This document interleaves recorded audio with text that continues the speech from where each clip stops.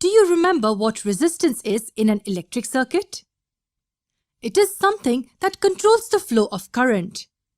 If it's more, then the current reading will be lower, and if it's less, then the current reading will be higher. It's inversely proportional to the current.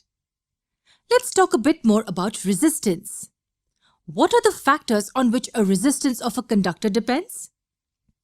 When can we say that the resistance of a conductor is more or less than that of another? Let's do a small activity to understand this.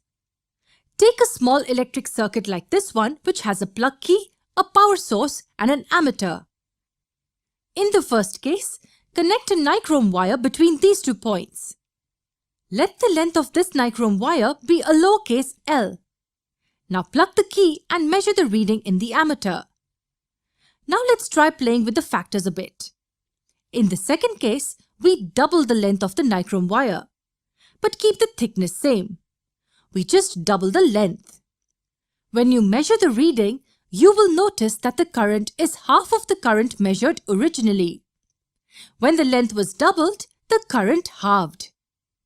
In the third case, we replace the wire with a thicker nichrome wire with length L. Understand this case well.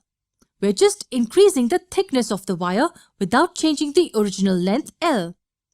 Now, if you're increasing the thickness of the wire, it simply means we are increasing cross-sectional area. Let's call it A. Now, when you measure the current, you will notice that it's more than the original current I1. The results we're getting are pretty interesting. Let's try out one last case. We use a copper wire instead of a nichrome wire. The length and cross-section area A will be the same as the original wire, but the material has changed entirely. When you measure the current, you will notice that it's more than I1. Now let's understand the results case by case. We see that as the length of the wire increases, the current reduces by the same factor. It implies that the current is inversely proportional to the length of the wire. And by Ohm's law, we know that the current is inversely proportional to the resistance of the conductor. So these two together will imply that the resistance R is directly proportional to the length of the wire. More the length of the wire, more will be the resistance. Note that here we assume everything else will be constant. It'll be the same wire and it'll have the same cross-sectional area, and other factors like temperature will also be constant. So the length of the wire is one of the factors on which the resistance of a conductor depends. The resistance of a conductor is directly proportional to the length of that conductor. The third case tells us that as the thickness of the wire was increased, the current flowing through it also increased.